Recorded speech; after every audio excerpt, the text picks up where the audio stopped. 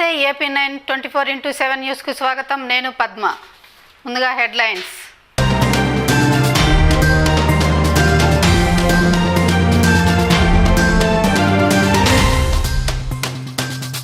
కాలం కలిసి రానున్న ప్రకృతి సహకరించుకున్న కష్టాలు నష్టాలు ఎదురైన సాగులోనే కొనసాగుతున్న ఎర్రగొండపాలెం ఉద్యానవన రైతు.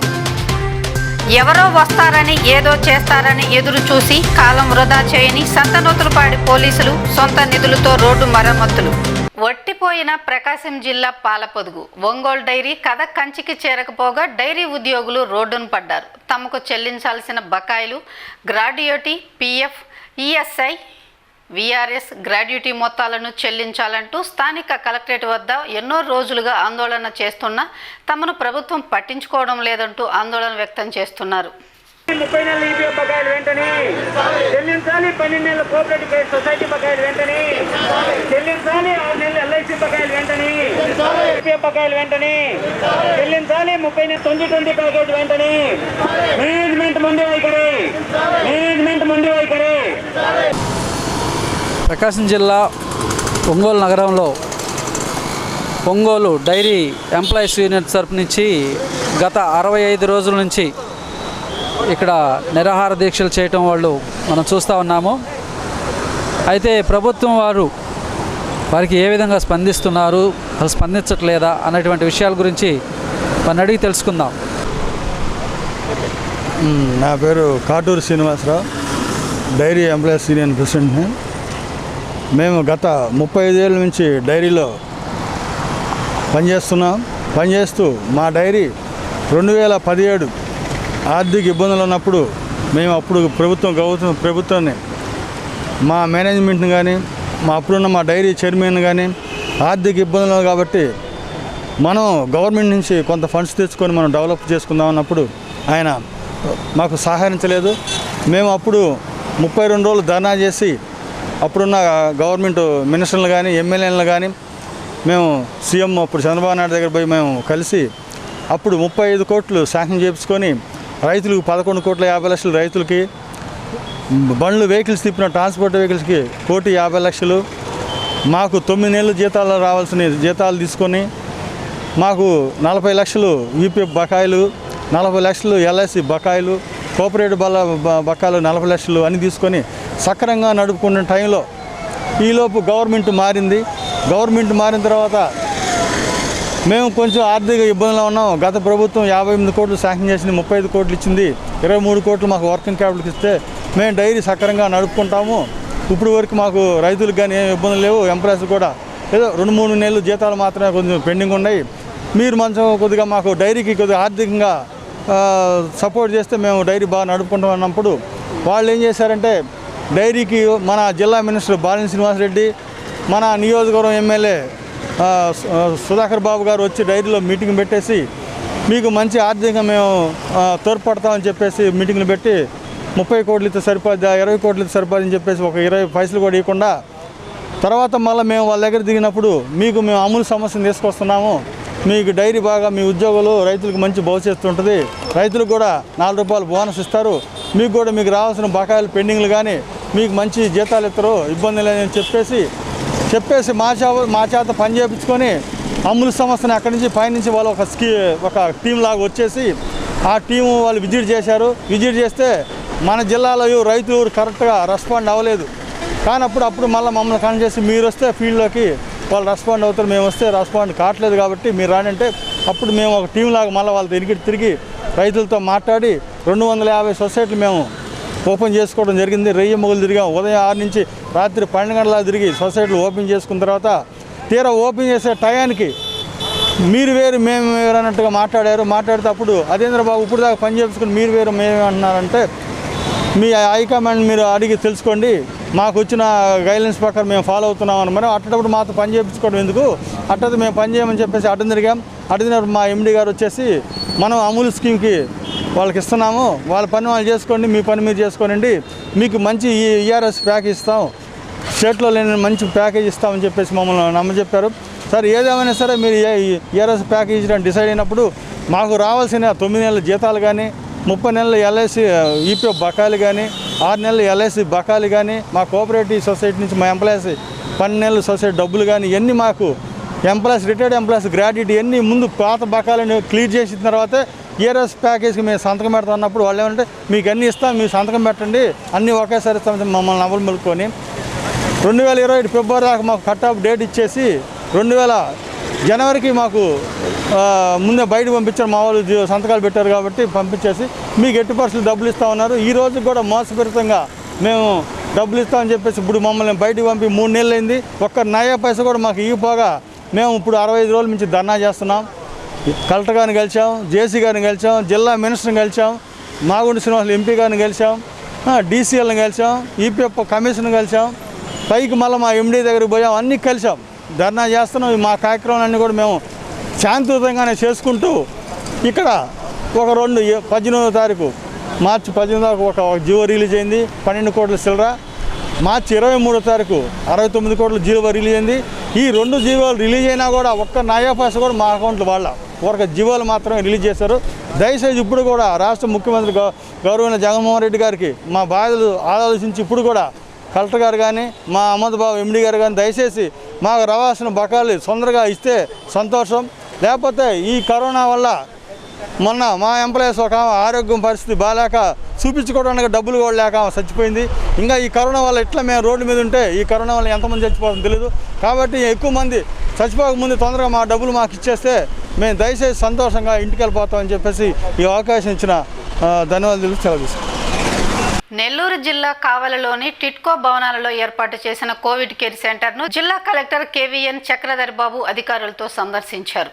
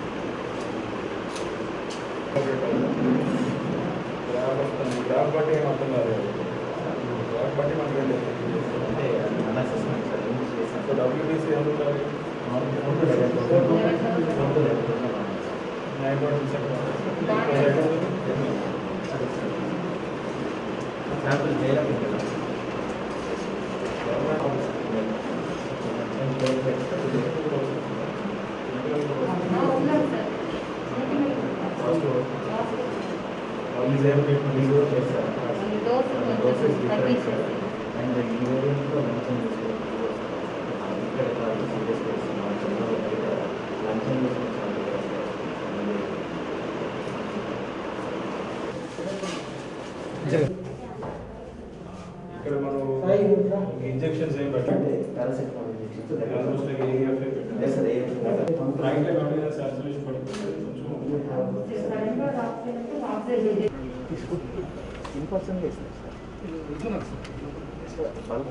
అలాగే చెప్పి పక్కన పెట్టుకుంటాడు వేసుకోవడం. ఎవరో వస్తారు ఏదో చేస్తారని ఎదురు చూసి కాలాన్ని వృధా చేయదలుచుకోలేదు సంతనూతలపాడు పోలీసులు. తమ స్టేషన్ ఎదుట ఉన్న రహదారి గతుకులమయంగా మారి వాహనాల రాకపోకలకు ఇబ్బందిగా ఉండటంతో తామే రంగంలోకి దిగి తమ సొంత నిధులతో రహదారిని బాగు చేయించి ప్రజల మన్ననలు పొందారు.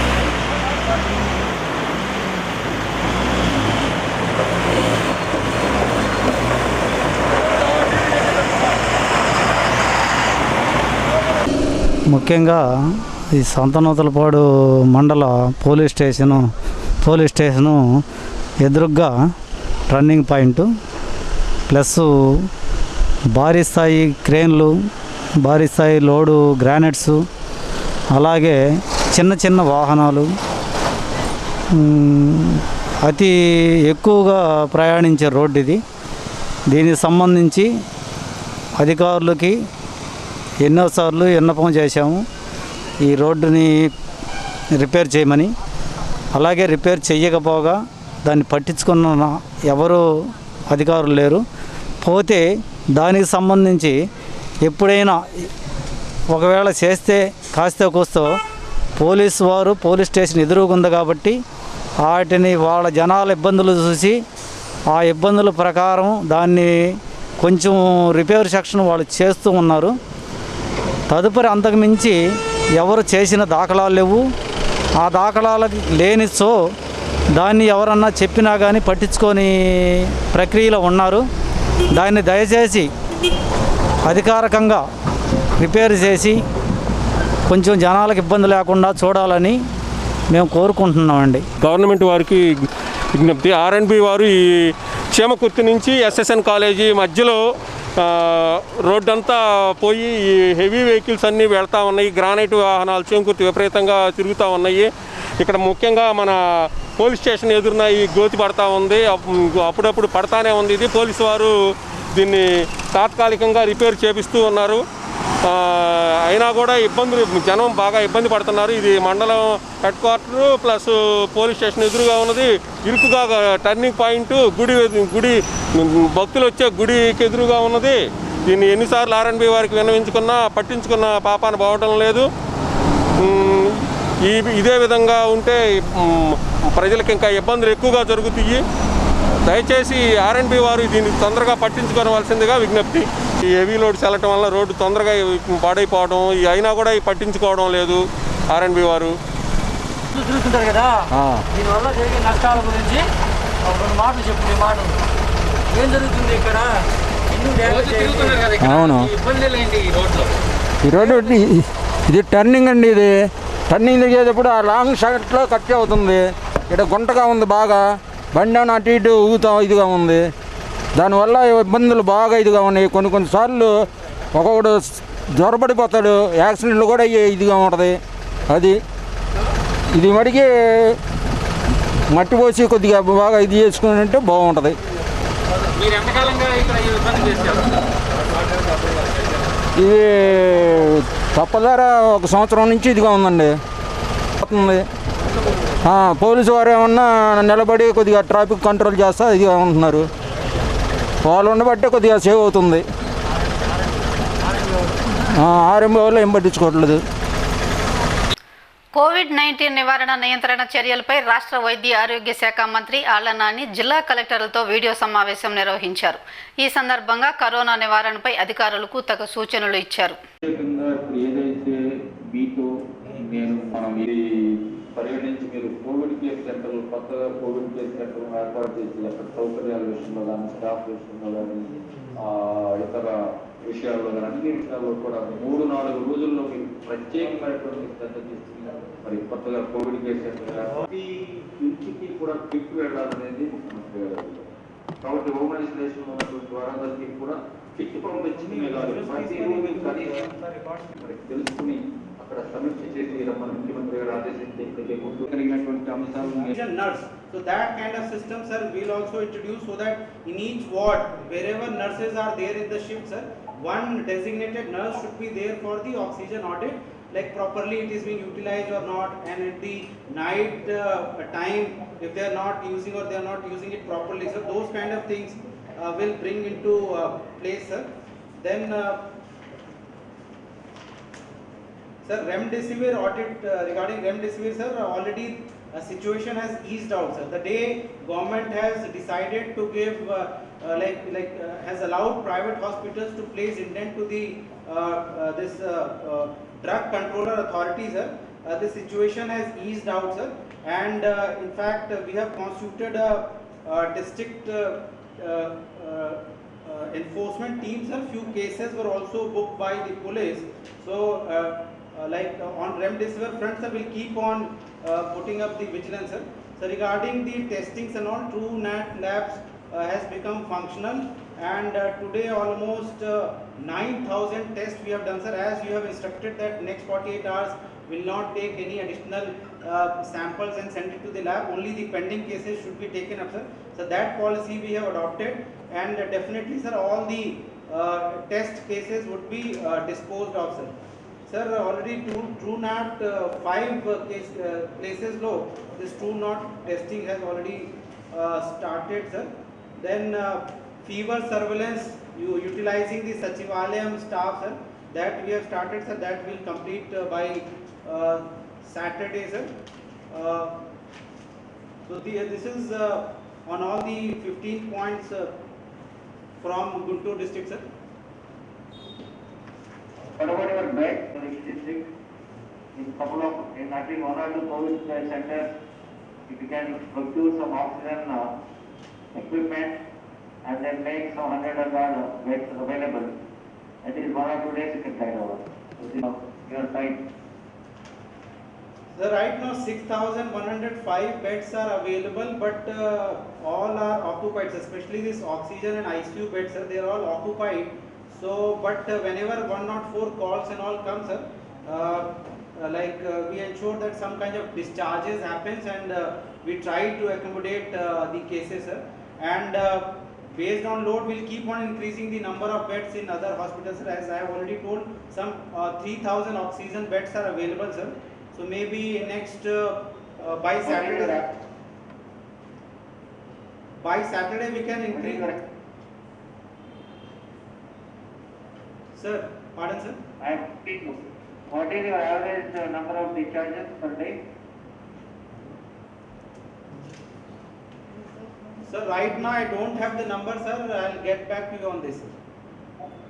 Please look at that, because once we are talking about patient audit, we should reclassification of patients should happen. Those who don't require oxygen can be on the general bed, or they can go to CCC. The oxygen beds and ICU. Corona రోగుల చికిత్స నిమిత్తం గుంటూరు రైలు మహల్లో ఏర్పాటు చేసిన Covid care సెంటర్ను collector Vivek పరిశీలించి అక్కడ జరుగుతున్న ఏర్పాట్లను అధికారులను అడిగి తెలుసుకున్నారు.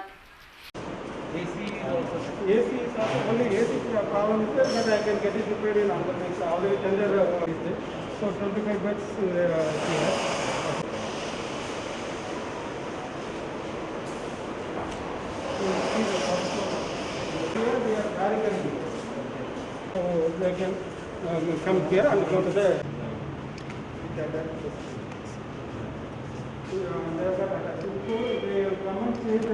and they can go to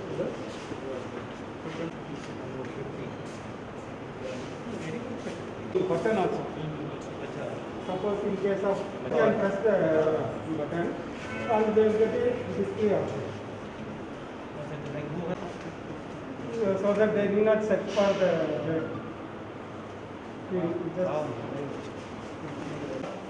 Babu, Solo, మన ఏరియా ఏర్పాటు జెసి గారు we should immediately start the center. What all we need to, like manpower, oxygen, will keep on cylinder, medical okay, you have to recruit and deploy here. అతనే మనం ఆర్డీఓకి delegate చేస్తాం. ఆర్డీఓతో మాట్లాడి you can call for walk-in interview. Okay, they sanitation of PP, because one time the bedsheet everything will provide, but what kind of cleaning is no, that letter and for sanitation. No, I would say that we can take the this segregation of PPE kits, ambulance we have to keep, no? for any emergency. Ambulance RDO చెప్పేసి హార్లో తీసుకోండి. Doctors and paramedical staff to start the walk-in interview. The online and talking facility means Wearing of it's a rule of wearing and removing the things. So for wearing we have adopted this method. We keep partition and ground floor we have this docking method where you can remove and you can go out and then disposal. The biometrics. Okay, PP kits you immediately arrange. Medical equipment, so doctor వస్తే medical equipment and all automatic మనలో ఉంటుంది. Oxygen కొన్ని పెట్టాము. Medicines we will do. So catering contractor we have to give them catering contractor. So if you have got to put the catering contractor within providing services within the railway, you can suggest, we will give the orders. We will give the order. We will give the order. Okay. You just suggest, so that like you Okay. Then linens you have to provide. Segregation disposal, the biomedical waste operator will take care. So barricading already you are doing. Tents outside. Outside. Deliver start చేయగలరు. కాదు ఎప్పుడు start చేసినా చెప్పండి అది. రేపు మంచి రోజు ఉందా లేదా? Start admitting. Sir, your requirement was that 40% you want to do for your something. We are not keep it, but in case of emergency, we will. So that you see the part of facility you want to reserve for yourself. Rest you can handle. So your thing gets reserved. You will not admit for those facilities. That will be reserved for you. So based on your necessity, you can keep on increasing your order. Railway institute where another 25 beds it can be it is just railway hospital. Our Chaitanya Garu there, Chaitanya if you can attach and everything will provide and infrastructure like light and that will take care. The way you have done here, the similar. No, what time is like no, once I get the cards I can start immediately. Okay. That is the only thing. Cards unnaya mana daggara? Prepare it. AC might be required. Yes, ICU might be required. Otherwise, there is no need. No, right now I am doing the thing and it will keep it ready. That will add on to our burden. No, we'll keep it in case requirement. We'll operate. Otherwise, we will not operate. Chief medical superintendent. And for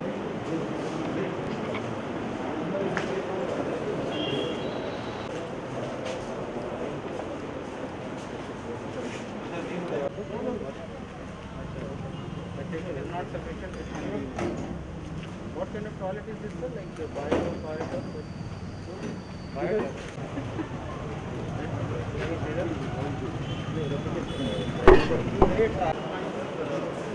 For this facility, who will coordinate? No, and that is a lot of operator. But for medical side, he is chief medical superintendent.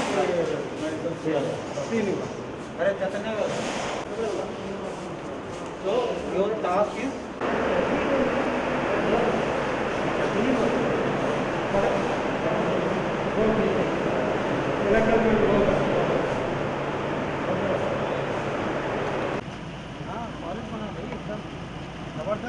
ప్రముఖ విద్యావేత్త pastor దివంగత Kodavatiganti Joseph జయంతి సందర్భంగా ఒంగోలులోని స్థానిక క్లౌపేట్ 6వ లైన్లోని ఐఈఆర్ఎఫ్ community హాల్లో పలు సేవా కార్యక్రమాలు నిర్వహించారు. గుడ్ న్యూస్ మినిస్ట్రీస్ ఆధ్వర్యంలో నిర్వహించిన ఈ కార్యక్రమంలో పేదలకు, ఎయిడ్స్ రోగులకు నిత్యావసర సరుకులు అందజేసి అన్నదానం చేసినట్లు మినిస్ట్రీస్ అధినేత రెవరెంట్ డాక్టర్ సామ్రాట్ తెలిపారు. ప్రకాశం జిల్లాకు చెందిన ప్రముఖ విద్యావేత్త, ఆత్మీయతకు గురువు, senior pastor reverend Kodavatiganti Joseph జయంతి కార్యక్రమాన్ని ఒంగోలులోని స్థానిక క్లౌపేట 6వ లైన్లోని కమ్యూనిటీ హాల్లో ఘనంగా నిర్వహించారు. ఈ సందర్భంగా పేదలకు, ఎయిడ్స్ రోగులకు నిత్యావసర వస్తువులైన బియ్యం, నూనె, కందిపప్పు తదితర వస్తువులను పంచిపెట్టి అన్నదానం నిర్వహించారు. గుడ్ న్యూస్ మినిస్ట్రీస్ ఆధ్వర్యంలో నిర్వహించిన ఈ కార్యక్రమంలో మినిస్ట్రీస్ అధినేత రెవరెంట్ సామ్రాట్ మాట్లాడుతూ, కొడవటిగంటి జోసఫ్ ఎన్నో విద్యా సంస్థలను నెలకొల్పి బడుగు బలహీన వర్గాల పిల్లలకు విద్యను అందించారని, అంతేకాకుండా ఎంతోమంది జూనియర్ పాస్టర్లను ఆధ్యాత్మికమైన మార్గంలో ఉన్నతంగా తీర్చిదిద్దారని, ఆయన జీవితం ప్రస్తుత సమాజానికి ఆదర్శమని అన్నారు. వైఎస్ఆర్ జగనన్న శాశ్వత భూహక్కు, భూరక్ష పథకం, మీ భూమి మా హామీ, సమగ్ర రీసర్వే, గ్రౌండ్ ట్రూతింగ్ కార్యక్రమాన్ని సంయుక్త కలెక్టర్ జేవి మురళి ప్రకాశం జిల్లా మల్లేశ్వరీపురంలో ప్రారంభించారు.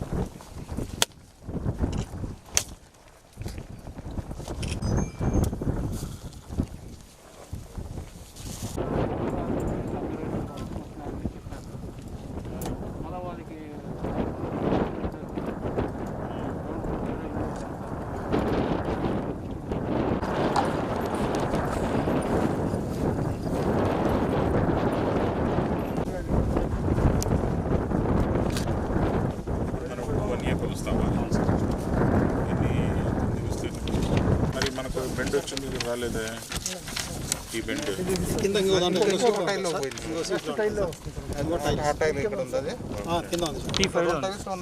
అక్కడ రండి.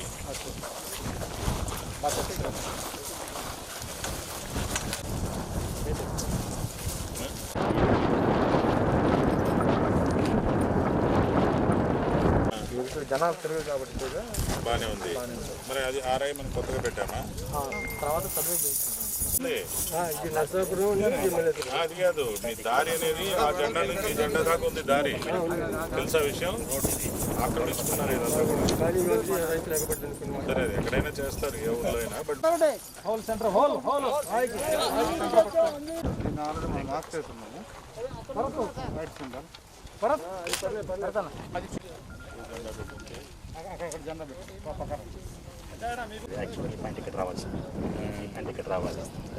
ఏది పక్కకు పోయింది? సూపర్ ఇంపోజిషన్ పక్కకు జరిగింది.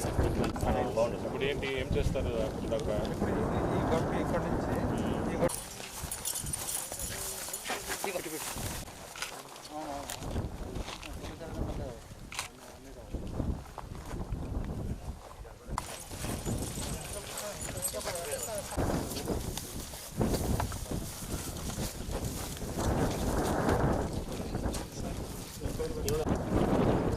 నుంచి సిస్టంలోకి వస్తుంది.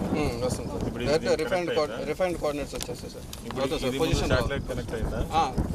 ఇప్పుడు ఈ పొజిషన్ వచ్చిందంటే శాటిలైట్తో కనెక్ట్ అయినట్టు.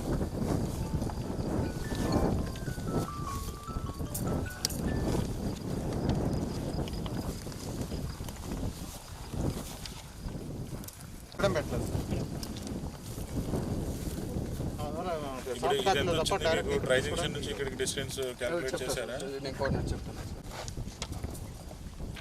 ఓన్లీ ఇది మాత్రమే ప్రొడ్యూస్ అవుతుంది. బ్యాక్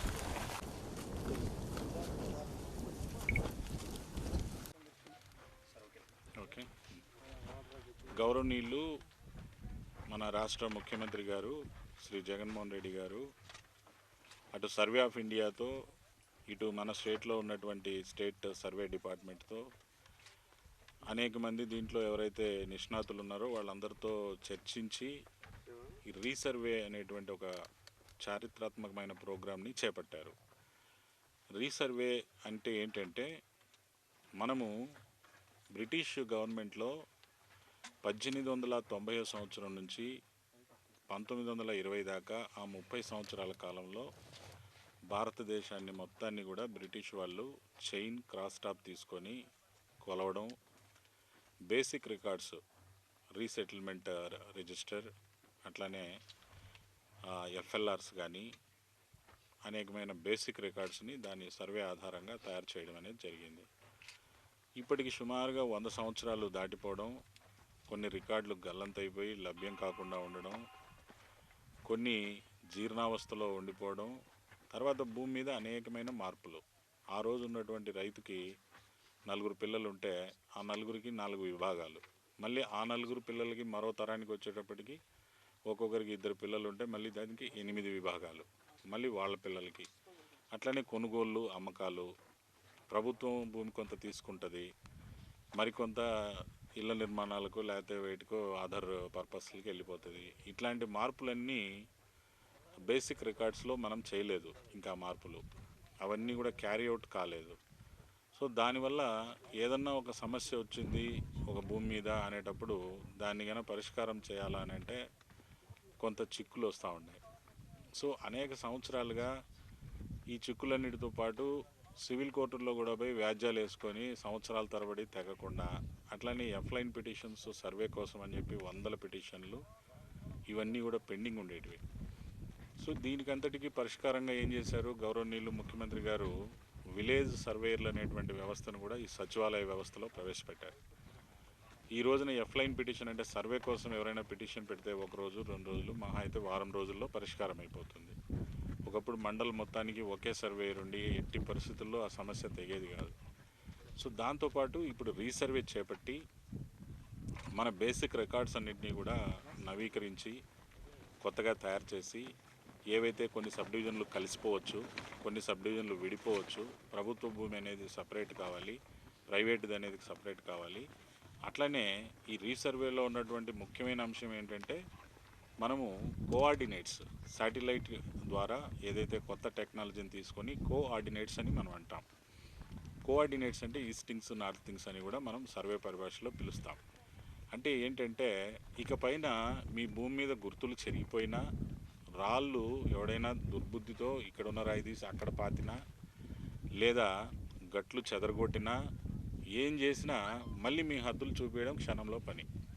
మీ హద్దులు చూపించడం అనేది ఈడ రాయి లేదే, మనం ఎట్ట చూపించాలా, మళ్ళీ మనం ట్రై జంక్షన్ కాడ నుంచి కొలుసుకుంటూ రావాలా, లేకపోతే ఆ రాయి కాడ నుంచి కొలుసుకుంటూ రావాలా, ఏం అవసరం లేదు.